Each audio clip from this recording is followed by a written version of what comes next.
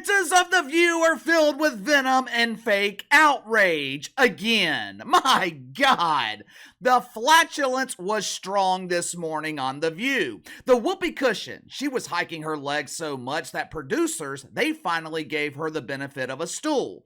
That way, she didn't have to exert all that extra energy by lifting her leg every time. With the benefit of the stool, she was able to keep her leg elevated and all her energy could be focused on releasing that powerful boodle breeze. Before we get started though, I wanted to give you guys a heads up. The merch store has finally been launched. Link is in the description below. Currently wearing one of the shirts right now offered in the store. It is the face of our fearless leader, John Biden. Now, the media, they refer to him as president, but according to the votes from this audience, Johnny B. Biden, he is referred to here on the channel as the first winner of the HEF Awards, Huge Embarrassing Failure Awards. I've got coffee mugs like you can see behind me. So if you want to support the channel, click the link in the description below. Get your merch today. It's been a couple of weeks since we have talked about our favorite women. I don't know about you guys, but I have been missing the radiance of Sun Hosted, Asuncion.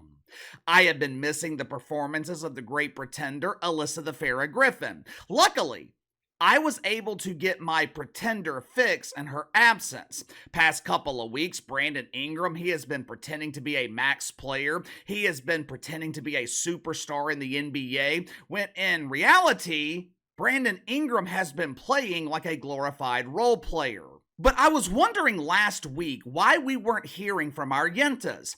As it turns out, they were on spring break. For most people, spring break is a time for vacation, maybe a trip to the beach with your friends and family, trip to the mountains. For people living in the People's Republic of California, they spend the week of spring break packing up their homes and moving to Mexico permanently.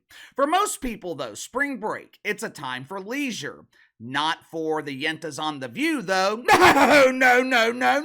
No! The week of spring break, it is filled with Botox injections.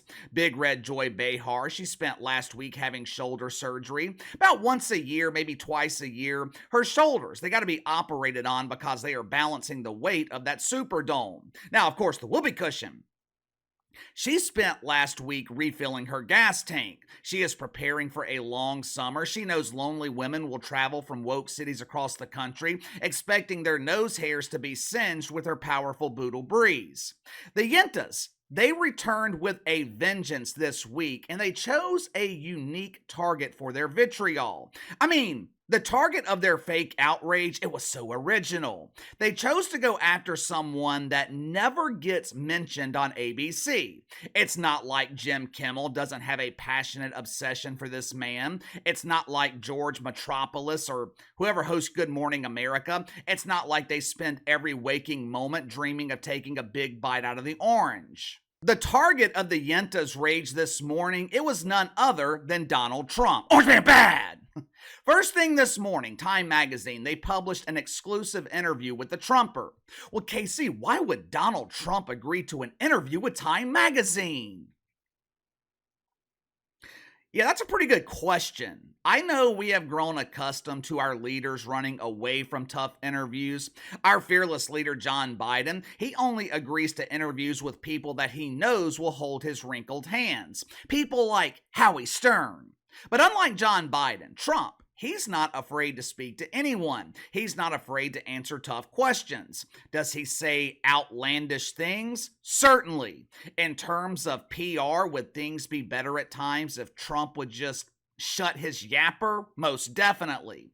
But I would rather have a president that's willing to talk. I'd rather have someone who is willing to speak their mind than have a president who doesn't possess the ability to complete sentences. This Time Magazine interview with Trump takes about half an hour for you to read it. I haven't finished it just yet. I only read the portions that were pertinent to this video. But throughout the interview, Trump said some things that angered the whoopee cushion. With her gas tank being topped off last week, all that was needed for an explosion from the whoopee cushion was the high-powered air compressor. And luckily, producers, They performed routine maintenance on the compressor last week during spring break, so it was operating at maximum efficiency.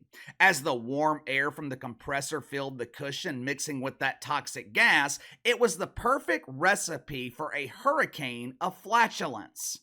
Watch for yourself. He's going to let states monitor a woman's pregnancy. Yeah. He's going to deploy the military to deport migrants. And the Mexicans are going to pay for it. And he's going to absolutely consider pardoning January 6 rioters. This is my favorite. Yeah. And I'm going to tell you before I say it that it enraged me. There is a definite anti-white feeling in the country right now. Oh, please. Yeah, that's what he said. You know, sir. No. Sir? Yeah, sir. Nobody in your family was hung. Nobody in your family was chased because of the color of their skin. How dare you? There's no anti-white issue here. He's going to only hire loyalists and people who say that the last election is stolen. So he's admitting he's going to staff a White House and the entire federal government with either liars or lunatics.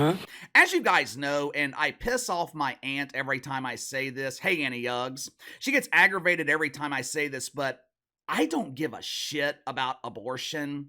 Contrary to the belief of deacons at Woke United Methodist, I don't have the ability to get pregnant. I will never need an abortion, and I feel like abortion is an issue that should be debated and discussed amongst women. That being said, Whoopi Goldberg, she is intentionally taking Donald Trump completely out of context. Time magazine, they asked him about individual states possibly monitoring a woman's pregnancy. Now, I don't know if this is true. If it is, it's weird.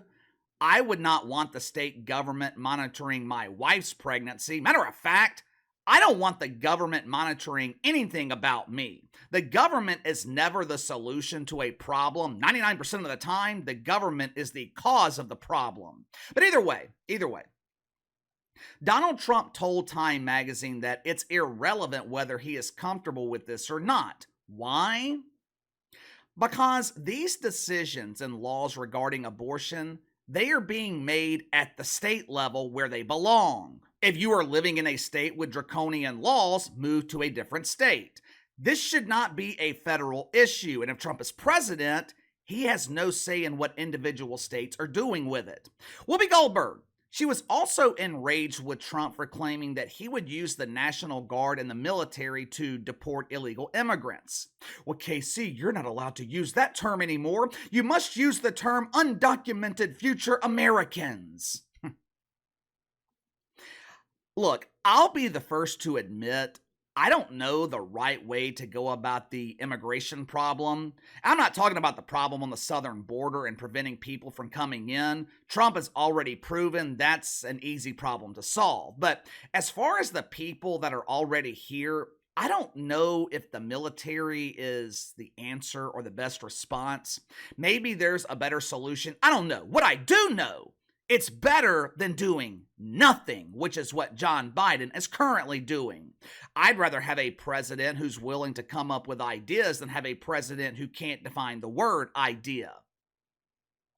The biggest point of contention for Whoopi Goldberg, the true source of her outrage, it was Donald Trump claiming that there is an anti-white feeling in the country right now. According to Time magazine, supporters of Donald Trump, they believe that anti-white racism represents a bigger problem than systemic racism. Now, instead of Whoopi Goldberg making a valid point, instead of Whoopi Goldberg offering factual information to disprove what Donald Trump was saying, the Whoopi cushion came back with, no one in your family was hung.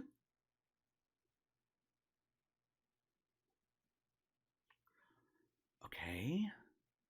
To her credit, I would imagine that's probably true for Donald Trump, but I would be willing to bet it's also true for one of her fellow Yentas. I think I know of someone else who doesn't meet these qualifications set by the Whoopi cushion. It's the radiant woman sitting next to her, Asuncion. How do I know this? Well, I don't know for certain, but a couple of months ago, it was revealed that the ancestors of son Hostin owned slaves. Later in the segment, the great pretender Alyssa the Farrah Griffin, she claimed that Donald Trump was going to fill his White House staff with liars and lunatics. Now, this is one of those situations where you got to read between the lines. This was her subtle way of applying for her old job back in the White House if the Trumper gets elected. If he's wanting a staff of liars and lunatics, you could not find someone that is more qualified than Alyssa the Farrah Griffin. For the past few years, she has been sitting next to the biggest liars in the country on the set of The View. This show is such trash. It's garbage. Believe it or not, The View wasn't always like this. This used to be a show that offered diverse opinions. When Barbara Walters hosted the show, everyone was welcome. Now, there's only one view that is allowed on The View, and it's the wrong view. This show is wrong about damn near everything. On IMDb, the Internet Movie Database, almost 15,000 people have given their rating on The View. Show was given 2.1 out of 10 stars. The show is hated, yet somehow The View is still the #1 daytime talk show in America. Now, I think some of that has to do with the fact that there aren't any more daytime talk shows. When I was growing up, daytime TV was big business. Montel Williams, Dr. Phil, Jerry Springer, Sally Jesse Raphael, Ricky Lake, Oprah, Jenny Jones. Today, it's pretty much just The View. The View claiming to be #1, same as Stephen A. Smith claiming that he's had the #1 show for over a decade. It's really easy to be #1 when you're the only one.